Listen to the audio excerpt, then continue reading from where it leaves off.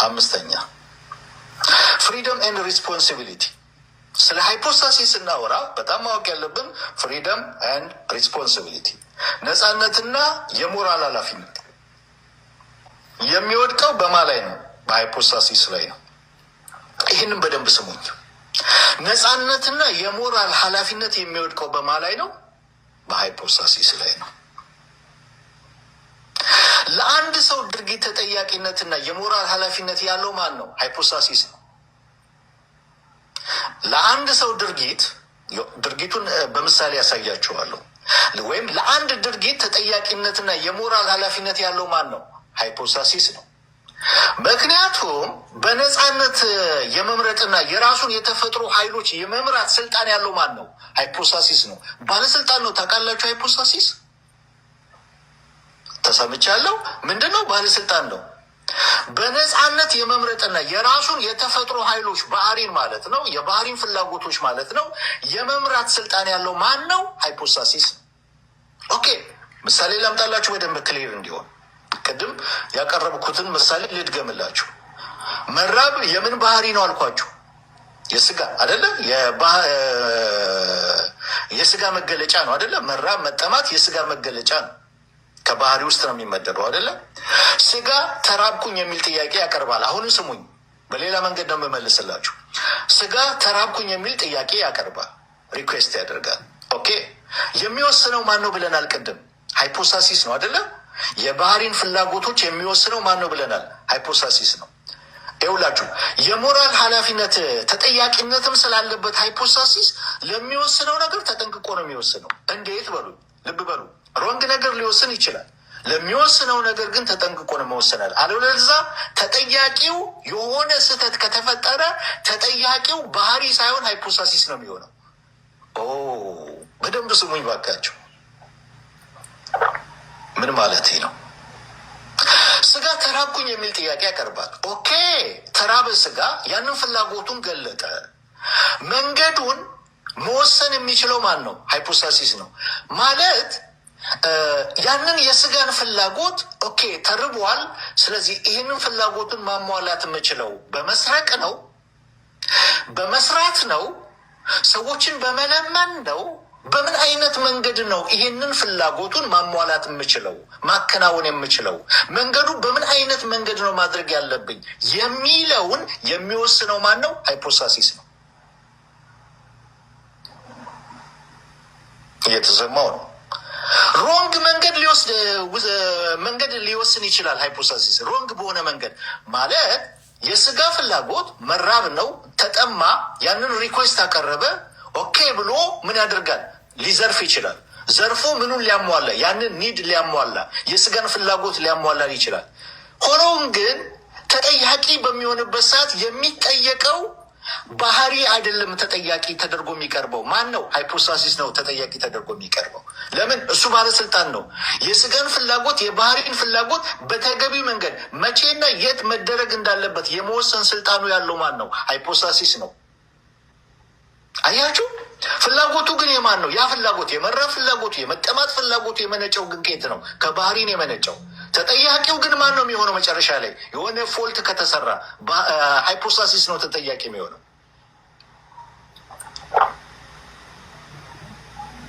እየተሰማው ነው። ይሄ አሁን የሉትራንን ክርስቶሎጂ ኦ ማይ ጋድ፣ ይሄ ኮሚኒኬቶ ኢደማቱን በደንብ የገባው ሰው ሃሌሉያ ነው የሚለው። ምክንያቱም ሃይፖስታሲስ ነው ኤጀንቱ በሉትራን ቴዎሎጂ፣ በኮሚኒኬቶ ኢደማቶ ማለት ባህሪዎቹ አይደሉም። ምን ማለት ነው? ይኸውላችሁ ኦኬ፣ አሁን ስጋዬ ተራበ፣ መብላት ፈለገ። የሚበላ ቤት ውስጥ የለም፣ በእጄ ገንዘብ የለም፣ ምንም ነገር የለም። ያንን በምን አይነት መንገድ ያንን ፍላጎት ማሟላት እንዳለብኝ የሚወስነው ማን ነው? ሃይፖስታሲስ ነው። ኦኬ፣ ሄጄ ሰረኩና ያንን ኒዴን ሞላው ልበላችሁ፣ ያንን ፍላጎቴን ሞላው ልበላችሁ። ከዛ ተያዝኩኝ። በሚያዝበት ሰዓት ባህሪ ተጠያቂ ነው፣ ፍርድ ቤት መቅረብ አለበት ሳይሆን አንተ ነው የሚባለው። አንተ ሰርቀሃል ነው የሚባለው። አንተ ማንነትን የሚገልጠው አንተ ሰርቀሃል፣ አንተ እንደዚህ አድርገሃል የምትባለው። ስለዚህ ተጠያቂም ነው። አያችሁ፣ ኃላፊነት ያለበት ብቻ ሳይሆን ሃይፖስታሲስ ፎልት ከሰራ ተጠያቂው እሱ ነው። ባህሪ አይደለም የሚጠየቀው። አይ ባህሪው ነው እኮ እሱ እኮ አይደለም የሚባለው፣ አንተ ነህ ተጠያቂው። ግልጽ ነው የማወራው ነገር። ይህንን አማኑኤል ካንት የተባለ በ18ኛው ሴንቸሪ ላይ የነበረ ፈላስፋም ነው። በእርግጥ ከሉትራን ቤተሰብ ውስጥ የተገኘ ሰው ነው። ቤተሰቦቹ ሉትራናውያን ናቸው። አማኑኤል ካንት ምን ብሏል እዚህ ጋር? የሰው ልጅ አለ የሰው ልጅ እንደ ቁስ ወይም ደግሞ እንደ እንስሳ ሳይሆን በራሱ ምክንያታዊነትና የነጻነት ባለቤት አውቶኖመስ ኤጀንት በመሆኑ የሞራል ህግጋትን የመከተል ባለቤቱ ሃይፖስታሲስ ነው ብሏል። የሞራል ህግጋትን የመከተል ባለቤቱ ማን ነው? ሃይፖስታሲስ ነው ብሏል። የሰው ልጅ እንደ እንስሳ አይደለማ። ይህንን በክሪቲክ ኦፍ ፕራክቲካል ሪዝን 1788 ላይ በትክክል ማስታውሰው 1788 ላይ የፍልስፍና መጽሐፍ ጽፏል። እዛ መጽሐፍ ላይ ይህንን አካቶታል። ተጠያቂው ሃይፖስታሲስ እንደሆነ ያንን ይሄ ምክንያታዊ ነገሮችን የነፍስን ፍላጎት የስጋን ፍላጎት ይሄ ኃላፊነቱን እሱ እንደሆነ ተጠያቂነቱን እሱ እንደሆነ የሞራል ህግጋትን የመከተል ኃላፊነት እንዳለበት አማኑኤል ካንት በጽሁፎቹ አስፍሯል። ፍልስፍና ጽሁፍ ነው። ኦኬ። ስለዚህ ስንት ነገር አየን ማለት ነው? ከሰባቱ 5 ነገር ተመልክተናል። እየያዛችሁ ነው? እየሰማችሁ እየተከታተላችሁ ነው? እስኪ አንዳንድ ቁጥር ጻፉና እየተከታተላችሁ እንደሆነ ልወቀው።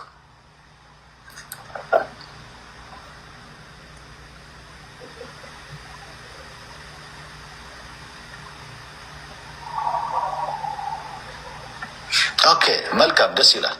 እግዚአብሔር ይባረክ፣ ጸጋ ይብዛላችሁ። ስድስተኛ ስለ ሃይፖስታሲስ ማወቅ ያለብን 6ኛ ነጥብ ማለት ነው።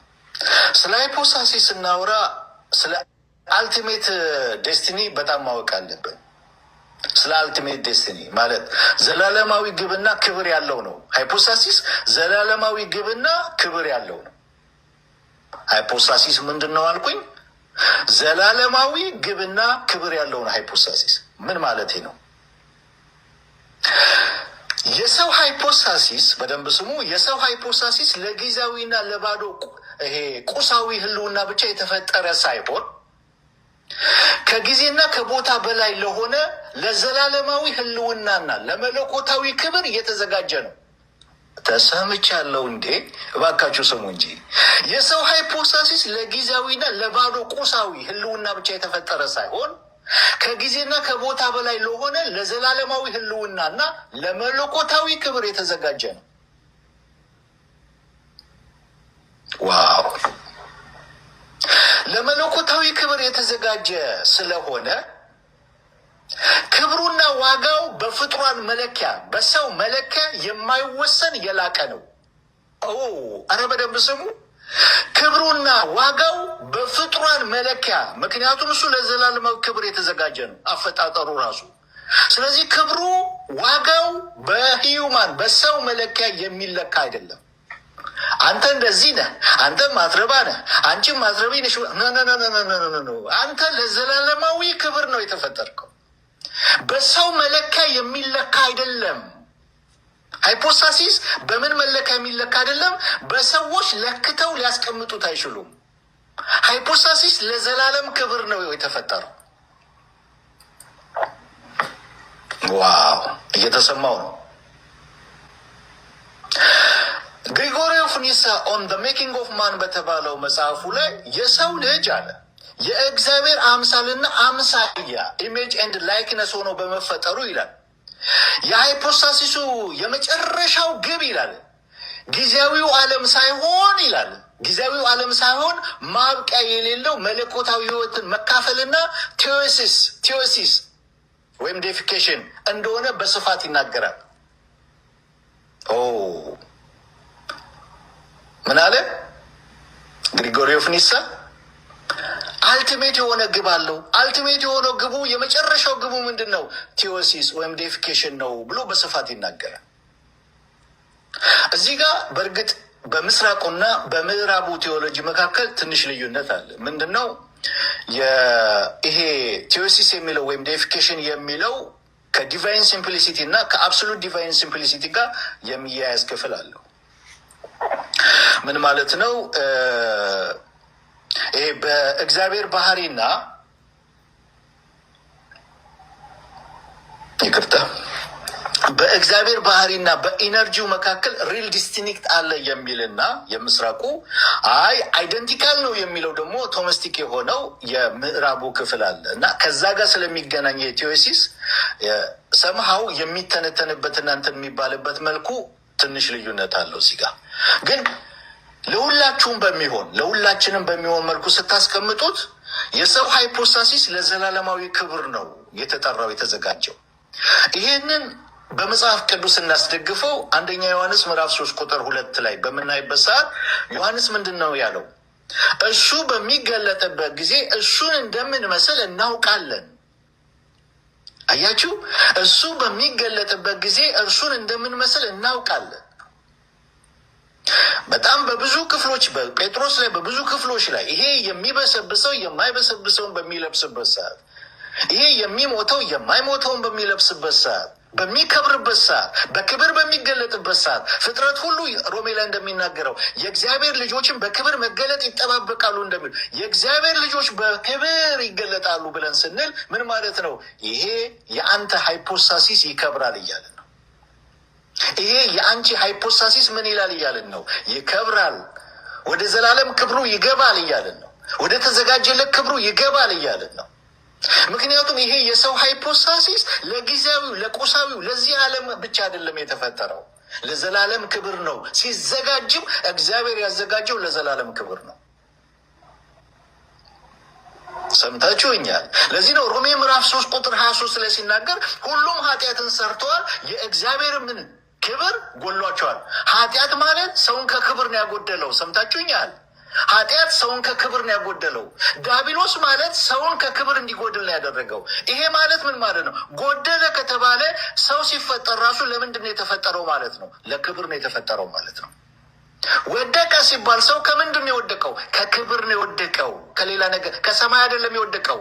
ሰው ወደቀ ሲባል እነሱ የወደቁት መላእክቶች ናቸው ከሰማይ የወደቁት። ሰው ወደቀ ሲባል ከሰማይ አይደለም የወደቀው፣ ከክብር ነው የወደቀው።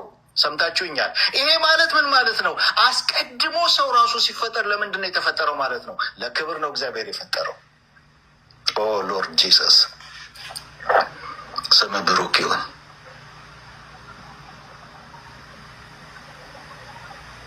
አሌሉያ። ስለዚህ የሰው ሃይፖስታሲስ በሰውኛ መለኪያ ሊለካ አይችልም። ሰዎች ሊለኩት አይችሉም፣ ሊመዝኑት አይችሉም። ከዚህኛው ያለፈ ነው። ከዚህ ከምድር ከጊዜያዊው ነገር ሁሉ ያለፈ ነው። እግዚአብሔር አምላክ የተባረከ ይሁን። ሃሌሉያ። ኦኬ፣ ወደ መጨረሻው ገብቻለሁ። ስለ ሃይፖስታሲስ ዋና ነጥቦችን ነው እንጂ በፊት እንዳሰብኩት እያንዳንዱ ጥቃቅን የሆኑ ነገሮችን ፍልስፍናው ላይ የተለያየ ነገር ውስጥ ገብቼ ረጅም ነው የሚሄደው እና ጠቅለል ለማድረግ ዋና ነገሮች እንድታውቁ ነው እያደረኩ ያለሁት። ሰባተኛ ሃይፖስታሲስ፣ በደንብ ስሙኝ። ሃይፖስታሲስ ከወላጆቻችን የምንካፈለው አይደለም። ባለፈው ጊዜ ስለ ባህሪ ስናወራ ምን ብለናል? ትራዱሽያኒስት አለ፣ ክሬሽኒስት አለ ብለናል አይደለ? እንደዚህ አይነት ሁለት ቪው አለ ብለናል። ክሬሽኒስት ሳይድ አሁን ከቤተ ክርስቲያን አባቶችን ሜንሽን አድርገናል። እነ ቶማስ አኳይነስ የጻፉትን አንብበናል። በአሁኑ ዘመን ደግሞ ካቶሊክ እና ካልቪኒስት ክሬሽኒስት ሆነ ናቸው።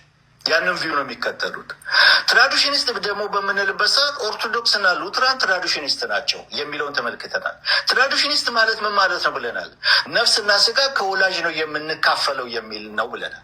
ኦኬ፣ ክሬሽኒስት ምንድን ነው? ክሬሽኒስት ስጋ ከወላጅ እንደሚካፈሉ ያምናል። ቶማስ አኳይነስ ብሏል። ነፍስ ግን ክሬት የምትደረግ ነች። ለእያንዳንዱ ጽንስ ምን የምትደረግ ነች የሚለውን አይተናል። ክሬት የምትደረግ ነች፣ የምትፈጠር ነች የሚል ነው። ስለዚህ ክሬሽኒስት ቪው ማለት ምን ማለት ነው? ስጋ ከወላጆቻቸው ይካፈላሉ። ነፍስ ግን ለእያንዳንዱ ጽንስ እግዚአብሔር ክሬት ያደርጋል፣ ይፈጥራል ማለት ነው።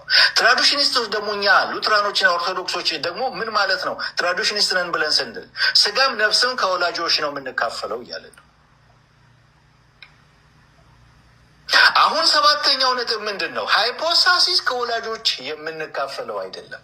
ሃይፖስታሲስ ከወላጆች ልክ እንደ ባህሪ ስጋና ነፍስ እንካፈላለን ብለን እንዳለን እንደ ትራዲሽናሊስት ልክ እንደዛ እንዳልነው ከወላጆች የምንካፈለው አይደለም። ሃይፖስታሲስ ይህ ሰው እገሌ ነው ተብሎ የሚጠራበት ማንነት ስለሆነ ወይም ደግሞ ያንን ማንነት የሚወስን ስለሆነ ከወላጆች የምንካፈለው አይደለም። አሁን እዚህ ጋር አንድ ጥያቄ አንሱ እንጂ ሃይፖስታሲስ ልክ እንደ ባህሪ እንደተካፈልነው ከወላጆች ብንካፈልስ ኖሮ ሁለት ነገር ላስቀምጥላችሁ።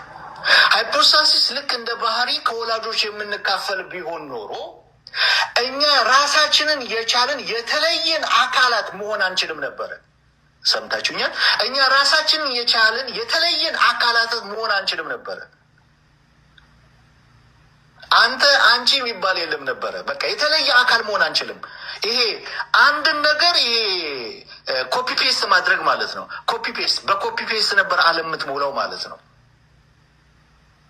ምንም ብንካፈል ልክ ባህሪ ከወላጆቻችን እንደተካፈል ነው ሃይፖስታሲስን ከወላጆቻችን የምንካፈል ቢሆን ኖሮ ዓለም በሙሉ አንድ ሰው ነች። አንድ ሰው ማለት በምንነት ደረጃ ብቻ እኮ አይደለም እምላችሁ፣ በሃይፖስታሲስም ደረጃ ኮፒ ፔስት ነበር ዓለም የምትሞላው ማለት ነው። ይሄ ብቻ አይደለም፣ በደንብ ስሙኝ። ልክ እንደ ባህሪ ሃይፖስታሲስን ከወላጆቻችን የምንካፈል ቢሆን ኖሮ እያንዳንዱ ሰው የራሱ የኃጢአትና የጽድቅ ተጠያቂ መሆን አይችልም ነበረ። የጋራ ነበር የሚሆነው። ሰምታችሁኛል? ማኪ በሰራችው ጥፋትና ኃጢአት በግሏ በፈጸመችው ሁሉም ሰው ነበር የሚጠየቀው። ተጠያቂ ነው ሁሉም ሰው። ማኪ በሰራችው ጽድቅ ደግሞ ለሁሉም ሰው ነው የሚቆጠረው። ሁሉም ሰው ያጭዳል። ልክ በባህሪ ከአዳም ጋር አንድ ስለሆንን አዳም የሰራው ኃጢአት ለዓለም ሁሉ እንደተወረሰና ዓለም ሁሉ ያንን እንደተቀበለ ሁሉ በሃይፖስታሲስ ደረጃም ከወላጆቻችን ሃይፖስታሲስን የምንካፈል ቢሆን ኖሮ የግል ኃጢአት የሚባል ነገር የለም። እያንዳንዱ አንድ ሰው የሚሰራው የሁሉም ነው የሚሆነው። ሁሉም ይጠየቅበታል። ሁሉም ያጭደዋል። ተዘምቻለሁ። ስለዚህ ሃይፖስታሲስ ልክ እንደ ባህሪ ከወላጆቻችን ምን የምንለው አይደለም፣ የምንካፈለው አይደለም። ኦኬ። ታዲያ ከወላጆቻችን የማንካፈለው ከሆነ ይሄ ዩኒክ የሆነ ነገር ከሆነ ሃይፖስታሲስ ማለት ምንድን ነው ብለናል? ዩኒክ የሆነ ነው። አንተ ዩኒክ ነህ ስንል ሃይፖስታሲስህ ዩኒክ ነው እያለን ነው። አንቺ ዩኒክ ነሽ ብለን ስንል የአንቺ ሃይፖስታሲስ ዩኒክ ነው እያለን ነው እንጂ ተፈጥሮ ዩኒክ ነው እያለን አይደለም። ዩኒቨርሳል ነው ያ። ኦኬ።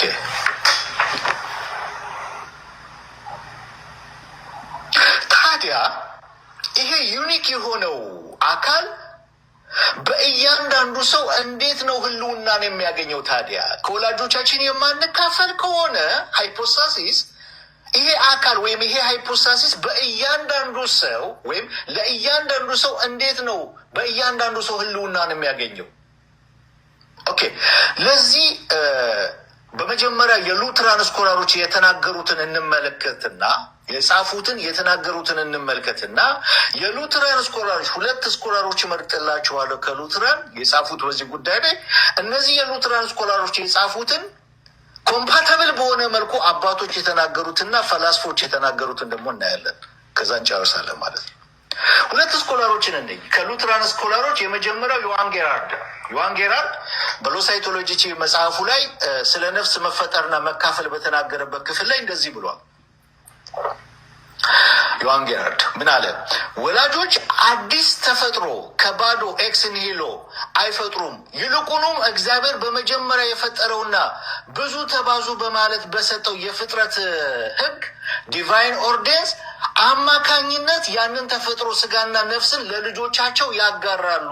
ነገር ግን ይህ ከወላጆቻቸው የተላለፈው ተፈጥሮ በማህፀን ውስጥ ራሱን የቻለ አዲስ ግላዊ ህልውና ዲስቲንክት ሃይፖስታሲስ ወይም ፐርሰን ሆኖ እንዲቀረጽና እንዲቆም የሚያደርገው እያንዳንዱን ፍጡር ይላል። እያንዳንዱን ፍጡር በየወገኑ የሚያቆመውና የሚደግፈው የእግዚአብሔር ቀጣይነት ያለው ፕሮቪዳንስ ነው ይላል። ባህሪን ምን እናደርጋለን አለ? ስጋና ነፍስን ከወላጆቻችን ምን እንላለን? እንጋራለን፣ እንካፈላለን አለ። ኦኬ። በምንካፈልበት ሰዓት በማህፀን ውስጥ ጽንሱ በተፈጠረበት ሰዓት ደግሞ ምን ይደረጋል? ያ ዩኒክ የሆነውን ሃይፖሳሲስ በዚህ በተፈጥሮ በመባዛት ህግ መሰረት ምን እንዲደረግ? የራሱን ሃይፖሳሲስ እንዲሰራ ወይም እንዲያዘጋጅ ያደርገዋል እግዚአብሔር ይላል። በእግዚአብሔር ፕሮቪደንስ ስራ መሰረት ይለዋል። ስለዚህ ምንድን ነው አሁን እዚህ ቦታ ላይ እያለን ያለው? ስለዚህ ባህሪዎች ከወላጆች ቢመጡም ሃይፖስታሲስ ግን አዲስ ህልውና ነው የሚለው። አዲስ ነው፣ ዩኒክ ነው የሚለን ዮሐን ጌራርድ። የዮሐን ጌራርድን በጣም ግልጽ በሆነና በጣም በጥሩ ሁኔታ ደግሞ የገለጠው አብርሃም ካሎቪስ ነው። አብርሃም ካሎቪስ ዮሐን ጌራርድ የተናገረውን በጣም በጥሩ ሁኔታ እንደገና ያብራራው ማለት ነው። በሲስተማ ሎኮርም መጽሐፉ ላይ ጥራዝ 5 ላይ ማለት ነው። ምን ይላል? ይሄ ጥራዝ 5 ላይ አብርሃም ካሎቪስ በመወለድ ተግባር ውስጥ ወላጆች የራሳቸውን አካል አያካፍሉም፣ አዲስም አካል በቀጥታ አይሰሩም። እነሱ የሚያስተላልፉት የሰውን ባህሪ ብቻ ነው። በደንብ ግልጽ አይደለም? እነሱ የሚያስተላልፉት የሰውን ባህሪ ብቻ ነው ይላል አብርሃም። ይህ ይላል በደንብ ስሙ። ይህ የተላለፈው ባህሪ ግን በጽንሱ ቅስፈት ይላል። በጽንሱ ቅስፈት እግዚአብሔር ተፈጥሮ ውስጥ ባስቀመጠው የማራባት ኃይልና ሕግ አማካኝነት ከወላጆቹ የተለየና ራሱን የቻለ አዲስ ሰብአዊ አካል ኢንዲቪዥዋል ፐርሰን ሃይፖስታሲስ ሆኖ ይዋቀራል። እግዚአብሔር ለእያንዳንዱ ጽንስ አዲስ ተፈጥሮ አይፈጥርም። ነገር ግን ከወላጆች የመጣው ተፈጥሮ ይላል አብርሃም አዲስ አካል ሃይፖስታሲስ ይዞ እንዲገለጥ በኃይሉ ያደርገዋል ይላል። ያ ከወላጆች የመጣው ተፈጥሮ አዲስ ሃይፖስታሲስ አዲስ ህልውና ይዞ እንዲገለጥ እግዚአብሔር በኃይሉ ያደርገዋል። በምን ላይ የተመሰረተ ነው? እግዚአብሔር ሰውን ሲፈጥረው በመጀመሪያ ምንድን ነው ያለው? ከፈጠረው በኋላ ብዙ ተባዙ ምድርንም ምን በሏት አለ? ሙሏት። በዚህ ብዙ ተባዙ ምድርንም ሙሏት በሚለው ህግ መሰረት፣ በዚህ ህግ መሰረት፣ በዚህ ኃይል መሰረት ያ ከወላጆቻችን የወረስነው ተፈጥሮ በተጸነሰበት ቅጽበት የራሱ የሆነ አዲስ ህልውና እንዲያዘጋጅ ወይም እንዲቀርጽ ያደርገዋል እግዚአብሔር ይላል። ስለዚህ ዮሐን ጌራርድ እና አብርሃም ካሎቪስ ምንድን ነው የሚሉን? ከወላጆቻችን የምንካፈለው ባህሪን ነው። ነገር ግን በጽንስ ጊዜ እግዚአብሔር በፍጥረት መጀመሪያ ላይ ምንድን ነው ቅድም ያልኳችሁ ብዙ ተባዙ ምድርንም ምን በሏል ሙሏት። በዛ ህግ መሰረት አዲስ ተፈጥሮ የራሱን ህልውና እንዲሰራ እንዲያዘጋጅ ያደርገዋል ነው የሚለው። ወይም ደግሞ ይዞ እንዲገለጥ ያደርገዋል። የራሱን ህልውና አዲስ ሃይፖስታሲስ ይዞ እንዲገለጥ እግዚአብሔር ያደርገዋል ይላል።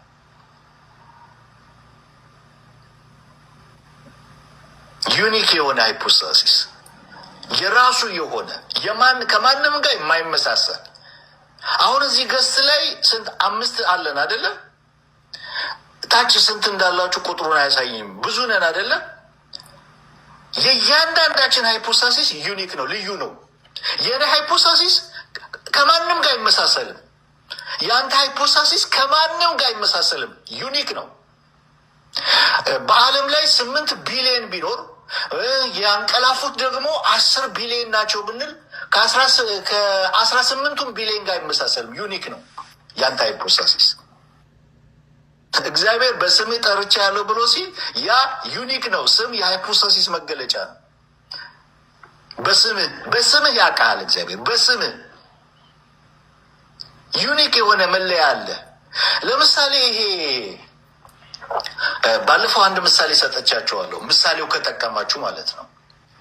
ለምሳሌ አይፎን አለ አይደለ? አይፎን 17 በምናይበት ሰዓት ምንድን ነው ሶፍትዌር እና ሃርድዌር አለው አይደለ? ይሄ ሃርድዌሩ ከቨሩ በሉት፣ ቦዲው በሉት፣ ባትሪው በሉት፣ ምኑ በሉት፣ እሱ ሃርድዌር ተብሎ ቢጠራ ሶፍትዌር ደግሞ አለው ያንን ነገር እንትን የሚልበት ማለት ነው። ኦኬ። ከዛ ደግሞ ይሄ ሶፍትዌሩ በነፍስን ብትመስሉት፣ ይሄ ሃርድዌሩን ደግሞ በስጋ ብትመስሉት ባህሪን የሚይዙ ናቸው ማለት ነው። ኦኬ። አይፎን 17 ግን በዓለም ላይ በጣም ብዙ አሉ። አንዱን አይፎን 17 ለይቶ የሚያውቁበት ግን መለያ የላቸውም፣ አላቸው። ያ ምን ተብሎ ይጠራል? ሴሪያል ነምበር ተብሎ ይጠራል። ሴሪያል ነበር ወይም ደግሞ አይፒ አድሬስ ተብሎ በኮምፒውተር ላይ ይጠራል ማለት ነው። ያ ዩኒክ የሆነ ያንን ለይቶ ምንድነው የሚለይበት ማለት ነው። አንዱን ተለይቶ የሚታወቅበት ማለት ነው። ብዙ ነገር ይወስናል። ያ ነገር ያ ዩኒክ የሆነው ሴሪያል ነምበርና አይፒ አድሬሱ ብዙ ነገር ይሄ በቴክኖሎጂ ላይ በጣም የቆዩ ብዙ ነገር ሊያብራሩላችሁ የሚችሉት ማለት ነው። የዛ የስልኩን የሚወስናቸው ነገሮች አሉ። የባትሪውን እድሜ የተለያየ ነገር የሚወስን ነው። ያ ዩኒክ የሆነው ሴሪያል ነምበር ማለት ነው። ሃይፖስታሲስ ስጋና ነፍስ አለን ባህሪ። ሃይፖስታሲስ ግን ዩኒክ ነው ብለን ስንል ብዙ ነገሮችን የሚወስን ነው ብለን አልቀደም። ቁመታችንን፣ ድምፃችንን፣ አሻራችንን ብዙ ነገራችንን የሚወስን ነው ብለናል። ዩኒክ ነው ብዙ ነገራችንን ምን የሚል ነው የሚወስን ነው። ኦኬ። አሁን የሉትራን ስኮላሮች ይህንን ያስቀመጡበትን መንገድ ከተመለከትን የሉትራን ስኮላሮች ያስቀመጡበትን መንገድ ኮምፓተብል በሆነ መንገድ ግሪጎሪ ኦፍ ኒሳ እና አርስቶትል አስቀምጠውታል። በመጀመሪያ አርስቶትል አስቀምጦታል፣ ከዛ ግሪጎሪ ኦፍ ኒሳ አስቀምጦታል። ለምንድን ነው ግሪጎሪ ኒሳን የመረጥኩት? ምክንያቱም እሱ ምንድን ነው